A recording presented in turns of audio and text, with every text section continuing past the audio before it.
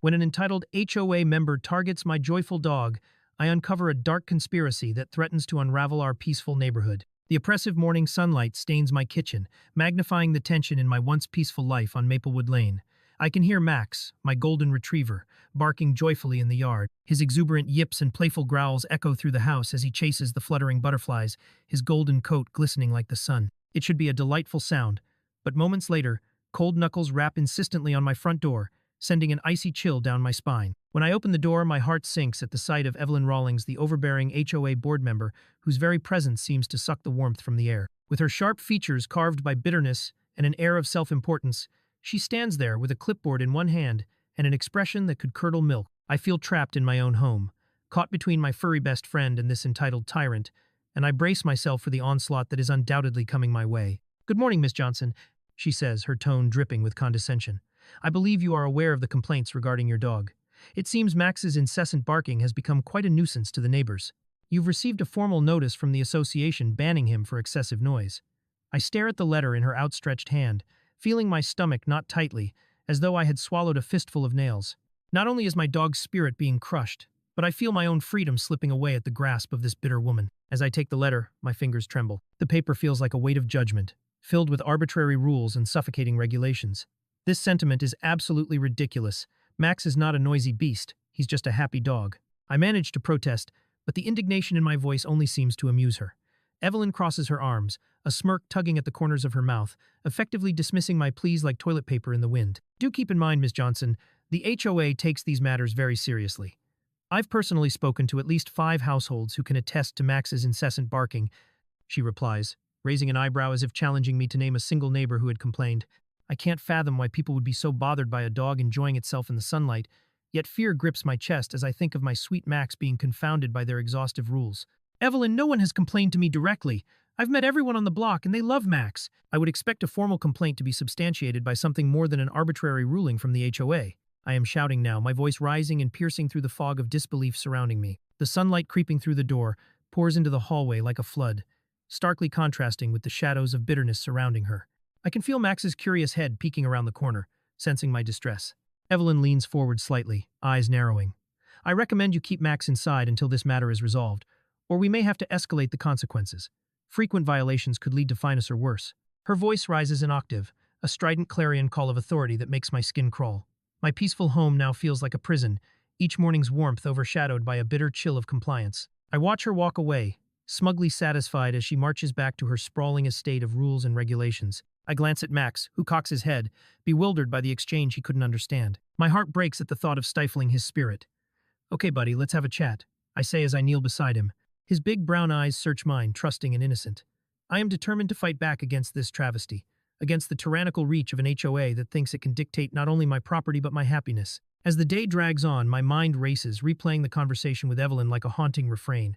How could I prove that this was all a manipulation orchestrated by her? I sit at my kitchen table, scanning the HOA's rules and regulations binder that lies on my counter, a dense tome of power and oppression. A flicker of rebellion ignites inside me, and I decide I will not back down. I grasp my phone and prepare to take decisive action in the form of a recording. Before the sun dips below the horizon, I venture outside with my phone, determined to capture any barking that might happen later. The shadows stretch long in my front yard, and I find a strategic spot by the fence where Max loves to greet passers-by. He wags his tail, blissfully unaware of the looming threat of the HOA, and in that moment, I whisper a promise to him: "I will not let them silence you." As twilight draped its shadowy cloak over Maplewood Lane, I sat pensively at my kitchen table, scanning the letter from Evelyn Rawlings again. The fading light cast a melancholy hue across the page, and I felt the frustration boiling within me. I was determined to fight back.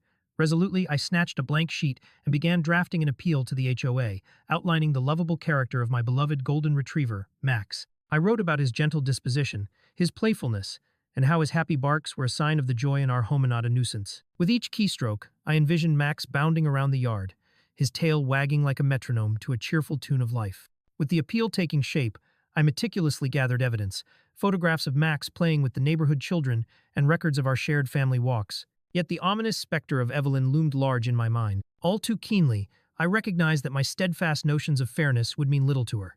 To someone drunk on power, rules were but pawns on a chessboard. As I reread my appeal, a glimmer of fear flickered. I felt like a lone knight amidst a battalion of her manipulative strategies. The next morning, I armed myself with copies of my petition and set out to distribute them among the neighbors. The sun cast long shadows as I walked down the street, my heart racing with determination and anxiety. Who would stand with me against this intimidating force? The first few homes remained quiet, the curtains fluttering slightly, as if the residents peered from behind a veil of trepidation.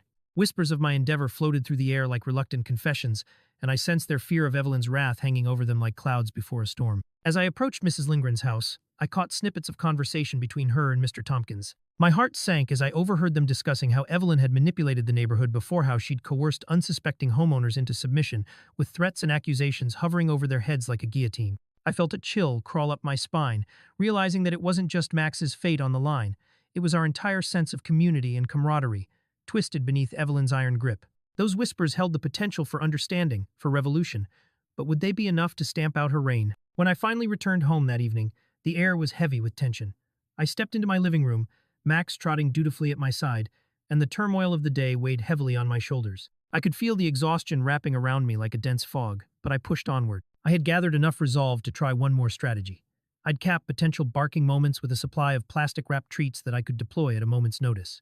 They would serve as a temporary pacifier, an offering to silence my dog's expressive barks whenever the world turned hostile. As the hours passed, night draped its inky fingers over the yard, muffling the sounds of the world around me. Max, however, bounded around, blissfully unaware of the orchestration of conflict that threatened our lives. I watched him play, feigning joyous barks, but deep down, fear pulsed through me. If I couldn't dispel Evelyn's claims, if I couldn't gather enough concrete evidence of her corrupt manipulations, what would become of my home, my sanctuary, and of course, my loving companion? In the solitude of darkness, I found comfort in the act of writing. I carefully penned notes to the residents I had spoken with, encouraging them to share their pieces of the puzzle at the upcoming HOA meeting. With the thought of rallying our neighbors against Evelyn's tyranny, hope blossomed within me, yet it was tainted by the unease of my understanding of how fearful they were. Would they muster the courage to stand along with me, or would they secede into the shadows, cowering before a common antagonist? That night, as I prepared to go to bed, I heard Max let out a solitary bark in the silence of the evening. The sound echoed with a softness that was almost ethereal, a reminder of the love and warmth he brought into my life. I slipped a treat into his bowl, hoping it would satiate his playful spirit. It dawned on me then, no matter how precarious our predicament was, I was not alone. Each day, we would challenge Evelyn's authority, and every joyful bark from Max would serve as a testament that love and loyalty must not be silenced. This was just the beginning of our fight, and like a simmering storm, it was only a matter of time before we would unleash our resolve. Things took a bizarre turn that night. Moonlight spilled like silvery water over the community park, casting elongated shadows that danced eerily across the grass. I knew the park was a 2-minute walk from my house, and after hours of tossing and turning stewing over Evelyn Rawlings' letter, I felt a compulsion to step outside, to breathe in the cool night air, and release some of the pent-up fury that clawed beneath the surface. I slipped into my worn sneakers and wrapped a cardigan tightly around my shoulders, the brisk breeze prompting me to brace against my own thoughts as I drifted towards the park. As I lingered behind the dense bushes, their leaves rustling softly in the night wind, I spotted Evelyn standing just beyond the wooden playground. She was flanked by Susan Wilcox, another board member whose rigid posture and strikingly sharp features mirrored Evelyn's own. Peering through the curtain of branches, my heart quickened as the hushed tones of their conversation began to filter through the foliage, slithering into my ears like furtive whispers from a forgotten world. "Did you see how the noise complaints are working in our favor? It's absolutely genius," Evelyn cackled, her voice cutting through the night like an ominous bell.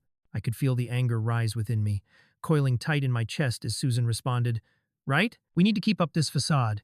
If we can silence the others this way, they'll never dare question us again." Each word landed like a stone in my gut. They were plotting to discredit any resident who dared to raise their voice against the HOA, utilizing deceit as their weapon. Shock coursed through me as they erupted in laughter, celebrating their scheme to use fake noise complaints against innocent folks. My throat tightened as I felt the weight of my discovery. Their sinister agenda was not merely aimed at me but at the entire neighborhood, at all of us. I fumbled for my phone, adrenaline igniting my every nerve, and snapped a quick photo of them huddled together in their whispered conspiracies, the glow of my device briefly illuminating their faces. My heart raced with the thrill of capturing evidence that could expose their malignant tactics. But just as I turned to sneak away, the crack of a twig beneath my foot shattered the hushed atmosphere. The laughter died on their lips, and I felt my chest constrict as I froze in place, adrenaline cascading through me like a waterfall. I could feel their eyes darting towards the shadows, and in that instant, all the fight drained from my body, leaving a heavy dread on my shoulders. What if they spotted me? What if they connected my presence to my unyielding fight against them? Suddenly, I was a cornered rabbit with nowhere to run. The voracious wolves were on the prowl. I pressed into the foliage, praying the bushes would hide me from their view. My heart thumped loudly against my ribcage, drowning out their voices as I focused on controlling my breathing. I recalled Max, peacefully sleeping at home, ignorant of the battle raging in the outside world. The thought of his trusting eyes rekindled my resolve, reminding me that I was not merely fighting for my dog but for the entire sense of community one that was being tainted by Evelyn's overreach. After what felt like an eternity, I dared to peek through the leaves again. Evelyn seemed unnerved by the noise, her brow furrowing as she scanned the area, her commanding voice dwindling to an anxious murmur as she whispered to Susan, "Did you hear that? We can't risk exposure. Let's go." And just like that, they turned away, their silhouettes fading into the night, leaving me alone with my racing thoughts and the bitter taste of their treachery hanging in the air. As I stepped out from the shelter of the bushes, confusion swirled in my mind.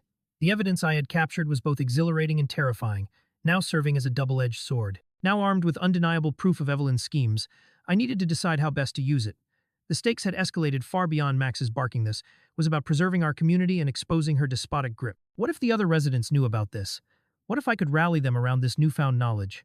An ember of hope ignited within me as I made my way back home, every step bursting with the energy of defiance. I had stumbled onto a war room, and I was not going to be the passive victim any longer. In the sanctuary of my living room, I gently placed Max's collar in my lap, feeling the warmth radiate from him as he snuggled closer, oblivious to the dark drama of humanity. With renewed determination, I would fight for us all. Tuesday night loomed over Maplewood Lane like a thundercloud, heavy with anticipation. In the dimly lit community center, I could already hear the murmur of voices rising and falling like restless waves against the shore. My stomach churned with nervous energy as I clutched my folder, its contents brimming with evidence that could turn the tide in my favor. The HOA board meeting was about to begin, and I had vowed to confront Evelyn Rawlings and expose her carefully orchestrated web of deceit. Those tablets I had downloaded, carefully labeled with timestamps and context, represented not just my dog's bark, but the fragility of our community standing against tyranny. As I stepped into the meeting room, the fluorescent lights reflected off the steel chairs, making the atmosphere feel sterile and oppressive. I felt the weight of the room's eyes upon me. Curious neighbors who had not yet picked a side, members of the board with their glances sharp as daggers, and Evelyn, her presence felt like a storm cloud hovering just above. I took a deep breath, summoning my inner strength, reminding myself that I was not fighting for me alone but for every voice that Evelyn intended to silence. I spotted her smug smile, and an icy shiver ran down my spine. This was it. I needed to deliver my evidence with clarity and conviction. The meeting began, and the president of the board droned on about mundane details that felt like a colossal waste of time. I could see Evelyn's disinterest growing as she flipped through her documents, that twitch in her jaw sharpening her already stern features. The moment I had waited for arrived when the president finally called for my defense. Heart-pounding, I stepped forward and laid Max's barking history before them, displaying timestamps and photographs of him at play. Most importantly, I included my photo from the park, that night, solid proof against the HOA's machinations. Yet as my voice dropped into hushed tones, I caught the flicker of Evelyn's eyes, calculating, as though she were sizing me up for the kill. But my determination faltered the moment Evelyn took the floor. With a glint of wicked triumph in her gaze, she presented audio clips that were purportedly of my dog barking, the sound echoing menacingly through the speaker system. My heart sank as I recognized the barking wasn't Max at all. It belonged to a smaller, yappy breed that lived 3 houses down. The crowd's murmurs became a raging tide, suggesting I had somehow done this to myself, fueling their latent perceptions against my beloved pet. My breath hitched as I realized she had slathered my defense in a facade, and no one seemed willing to recognize the truth. Evelyn's accusations filled the room, enveloping the audience like a thick fog. This is the sound that has disrupted our peaceful community, a nuisance that has to be addressed. The way her words dripped with venom rattled me to the core. Horror seeped through my veins as I understood just how low she was willing to sink. She would reshape the narrative, casting me as the villain, and success for me would require an immeasurable act of bravery against a battalion of skepticism. I needed a momentary opening to reclaim my voice amidst the noise of lies. In desperation, I implored the assembly to remember the good times Max and I had shared in the neighborhood. This is not just about barking, it's about a bond, a friendship filled with joy and comfort. I could feel the sincerity in my voice, but it broke against the icy reception from the crowd. I recounted evenings spent playing fetch in the park and families gathering outside our homes, basking in moments that Max had blessed us with. But all I received were blank stares and cold disinterest. It felt as though hope drained from my veins, leaving a hollow sense of defeat within me. Was this really how the community saw Max? The silence that followed felt suffocating, a stark contrast to the vibrant memories flooding my mind. In that instant, I had to reconcile the reality of my fight. This wasn't just a battle for Maxie, it was an emblem of everything I cherished about our lives on Maplewood Lane. I felt small, invisible, left behind by the very people I had hoped would rally to my side. Had I underestimated Evelyn's strategy? My heart raced as I battled the urge to abandon this fight entirely, to leave this hostile hall that felt more like a courtroom than a community meeting. But even amidst the weariness, my resolve began to stir again. I caught a glimmer of Max's playful spirit in my mind, his tail a metronome of joy at my side as I realized this wasn't just about me anymore. This was a pivotal moment that could inspire others to reject their homes becoming battlegrounds. As I stood there staring into the sea of faces, many appearing indifferent, I was reminded of the gritty strength that had carried me this far. Was I going to be crushed under the weight of an oppressive regime? Or would I rise? With that burning ember inside igniting into a flame, I made my decision. I would not allow this meeting to end as a surrender. I left the stage determined, my mind racing toward new strategies to gather support, even if I had to go outside the confines of this room. Even if Evelyn had twisted our hearts into knots, I resolved that I would expose her actions, even if it meant rallying every last member of our community against her and reclaiming our story. As the sun dipped below the horizon, casting honeyed golden light across Maplewood Lane, I felt an electric thrill pulse through my veins. This was the day I would reveal everything and swing the pendulum back in my favor. I had gathered all the strength I could muster, each heartstring pulled tight with purpose, and all because I could no longer remain silent in the face of situational cruelty. My hope lay not only in my small story but in that of every neighbor who felt powerless against Evelyn Rawlings and her oppressive reign. Today was about reclaiming our community from her suffocating grasp. After several frantic phone calls, I managed to secure coverage from a local news station, and the reporter agreed to come by that afternoon. My heart raced with anticipation as I prepared for this confrontation. I'd spent restless nights going over the ins and outs of Evelyn's schemes, piecing together documents to expose her petty tyranny. As the crew set up cameras outside my home, I rehearsed my key points like a mantra, determined to confirm Evelyn's true motives for silencing me. This would not just be a war for Max, this was a battle for every voice in our neighborhood. As the camera rolled, I carefully shared details from that fateful night I'd overheard Evelyn and a fellow board member conspiring in the park. The way they had laughed about fabricating noise complaints, relishing their manipulation of our community, sent an ember of determination flickering through my heart. I revealed Evelyn's thirst for domination, her intention to rule like a dictator over a neighborhood full of diverse, vibrant lives. They had turned our peaceful cul-de-sac into a fortress of silence, where anyone who dared bark literally or metaphorically would pay the price. The reporter's eyes widened, and when I finished speaking, she turned to the camera, fortifying every word I had spoken. The ensuing broadcast would not just air my plight, it would unveil the darker underbelly of the HOA's corrupt governance. As the videos circulated rapidly on social media, I felt an exhilarating rush of possibility course through me. Each share, each comment, began to ripple among my neighbors, stirring feelings long suppressed under the weight of bureaucracy and fear. This was only the beginning, and the realization ignited a flame of newfound solidarity. Suddenly, the community started sharing their own experiences with Evelyn's overreach. One neighbor, Mrs. Johnson, posted about a fencing dispute that had turned nasty, while another family chimed in regarding her unyielding rules about paint colors that had dimmed their home's vibrancy. The collective uprising manifested like a roaring tide, washing over Maplewood Lane, fueled by a shared outrage that had simmered long beneath the surface. I watched in awe as my neighbors began rallying once again, this time on my front lawn, their energy infectious and invigorating, reminding me that together we could confront the beast directly. Days later, the news report had generated discussions that ramped up to a hurricane of indignation. Armed with all this shared testimony, the community organized a meeting, eclipsing the last HOA session. People filed into the community center as if it were the last stand against tyranny. Witnessing neighbors unite, I felt the weight lift from my shoulders, the warmth of camaraderie enveloping me like a cherished embrace. The air crackled with fierceness, hearts thumping with purpose and fervor. Evelyn, seated at the front, wore a bitter scowl planted firmly on her face, as if she couldn't comprehend how the tide turned against her. As people passionately recounted their grievances, she shifted uncomfortably, her facade cracking under the weight of collective bravery. The stories piled on top of each other, cascading toward a climax that no one could have anticipated. It was clear to everyone that her reign was slipping away, losing its grip like water through fingers. As we approached the vote to oust Evelyn from the board, I took a moment to glance at Max, who lay at my feet, blissfully wagging his tail, utterly oblivious to the turmoil around him. Surrounded by my neighbors, each person advocating for their shared right to joy and normalcy, I felt an overwhelming sense of purpose. As they raised their hands in unison to cast their vote for change, I could feel my heart swell with hope. The stacked ballots were tallied, and as the count reached a deafening conclusion, our victory rang out like a liberating bell. The HOA was sent back to the dark shadows it crawled from. As dusk settled in, the warm glow peeked through the trees, reflecting the light that now shone within all of us. I stood at the edge of my yard, hand in hand with neighbors who had supported me, while Max jumped joyfully at our feet. We savored our restored freedom, a marvelous tapestry woven with resilience and renewed community spirit.